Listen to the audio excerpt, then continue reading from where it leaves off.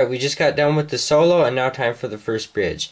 This part is fairly simple, so I'm just gonna let you watch my fingers and break it down real slow.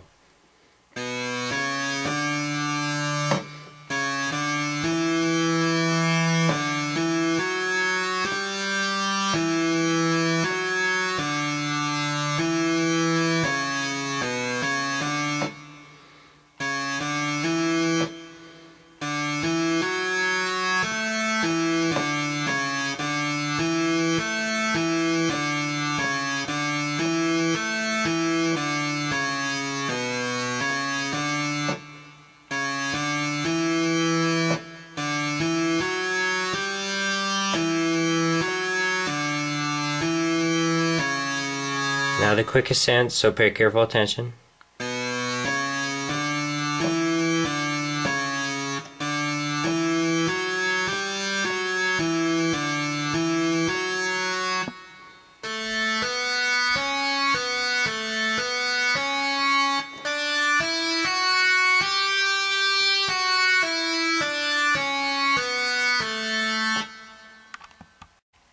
Now for the second part of the first bridge. This part is pretty much the same as the last with a few slight differences which I'll point out.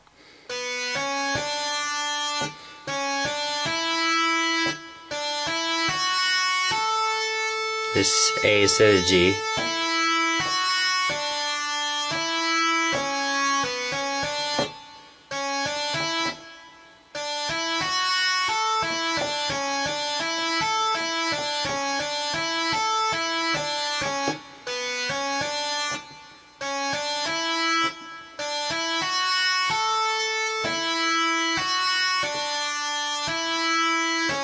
Now another quick ascent. This is pretty much the same as the last but with some differences, so just watch closely.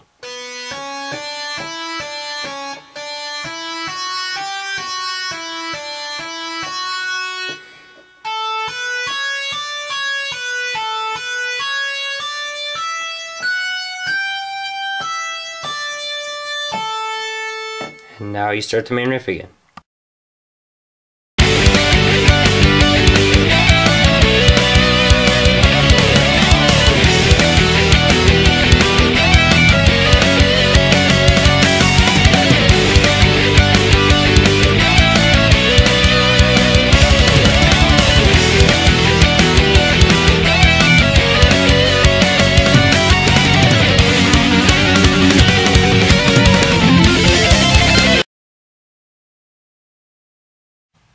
After you've played the main riff through again, and then the dual guitar part is played, we're on to the second bridge.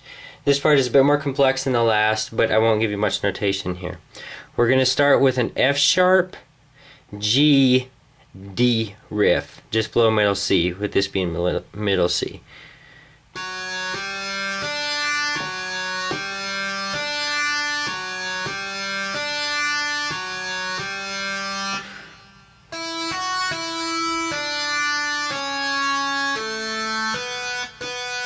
And a quick run.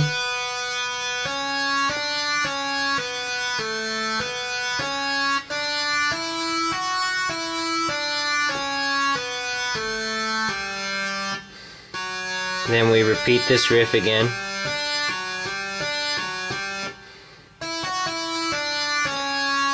Then we're going to go on to melodic minor here.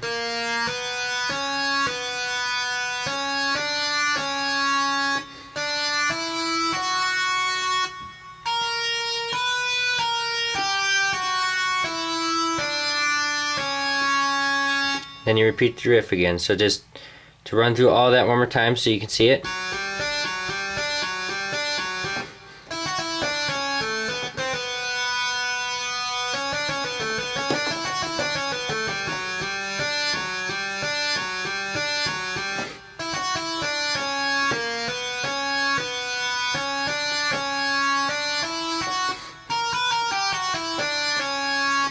And then Bob's going to trill after you've played that entire riff twice. So he's going to start here and go.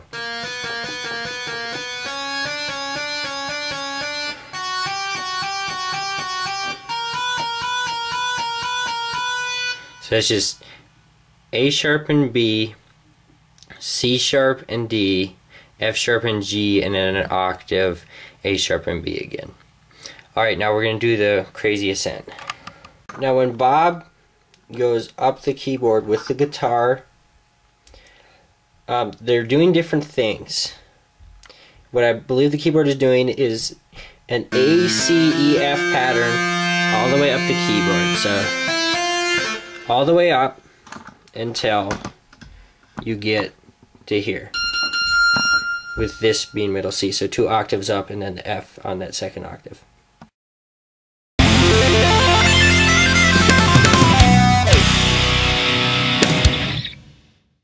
Now that you've gotten past what I turn the second bridge and played the main riff again, it's time for the outro.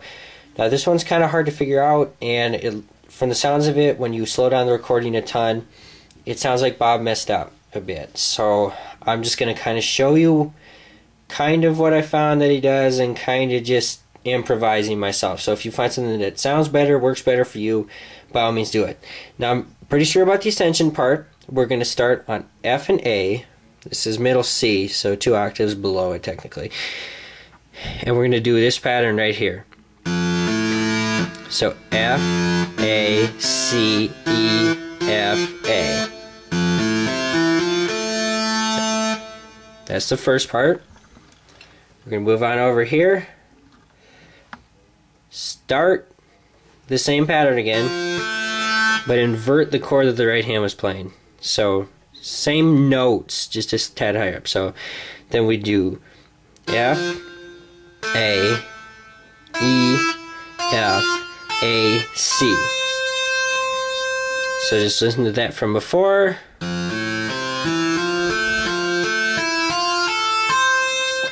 That's the first part.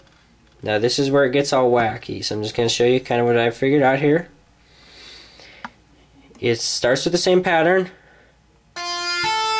Has the first 4 notes, and then we're going to use some of the patterns that we use from that F major 7 chord back in the solo intro is what I'm going to do here, because I can't quite figure out because it sounds like the recording messed up.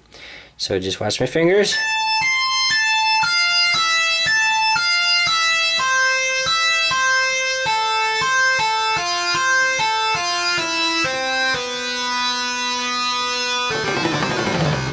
And just slide off the keyboard.